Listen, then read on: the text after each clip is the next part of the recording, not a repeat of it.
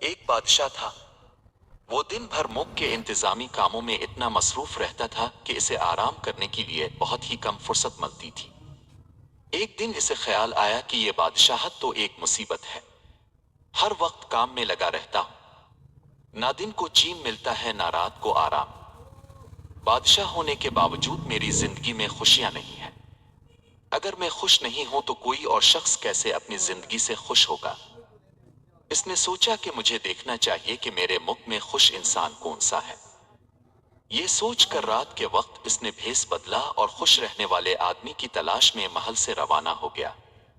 सबसे पहले वो एक सौदागर के पास गया। बादशाह ने इससे पूछा, तुम यकीनन खुशी और सुकून के साथ जिंदगी गुजार रहे होगे। सौदागर ने जवाब दिया, मेरे पास बहुत दौलत है, मगर ये दौलत भी मुझे सुकून नहीं दे सकती। अगर दौलत से खुशी और सुकून मिलता तो मैं खरीदने में देर नहीं लगाता। इस दौलत ने मेरी जिंदगी अजीरन कर दी है।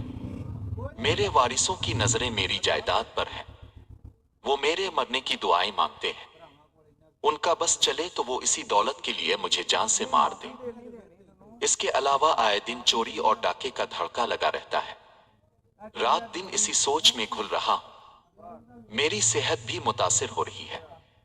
काश मैं गरीब आदमी होता, मेहनत मजदूरी करके एक झोंपड़े में खुशी से जिंदगी गुजारता। तब मुझे किसी किस्म की फिक्र ना होती। क्या ही अच्छा होता कि मैं अपने गरीब पड़ोसी की तरह होता। कितना खुश रहता है वो। बादशाह इसका जवाब सुनकर उसके पड़ोसी के पास पहुंचा और इससे पूछा, तुम अपने इस हाल में खुश हो? पड़ोसी बोला, मैं तो इस सख्त मेहनत और मशक्कत से तंग आ गया हूं। भला ये भी कोई जिंदगी है? मैं चाहता हूं कि अपने पड़ोसी सौदागर की तरह हर वक्त आराम करता रहूं। असल जिंदगी तो यही है। इन दोनों के जवाब सुनकर बादशाह को तसल्ली ना हुकूमत के एक बड़े अफसर से मिला। इसे चंद रोज पहले एक बड़े ओहदे पर तरक्की दी गई थी।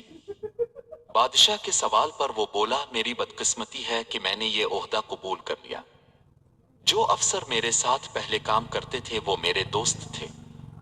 इस ओहदे ने उन्हें मेरा मातहत बना दिया है। अब वो मुझसे जलने लगे हैं। इस ओहदे से जो खुशी मिली थी वो भी खाक में मिल गई। लगता है खुशी मेरे नसीब में है ही नहीं। बादशाह अफसर का जवाब सुनकर उसके पड़ोस में एक दर्जी की दुकान पर पहुंचा और इससे बोला, तुम तो ऐश करते होगे। दर्जी बोला, जनाब मैं इस काम से हरगिज खुश नहीं। भला ये भी कोई काम है? सारा दिन एक जगह बैठे कपड़े सीते रहो।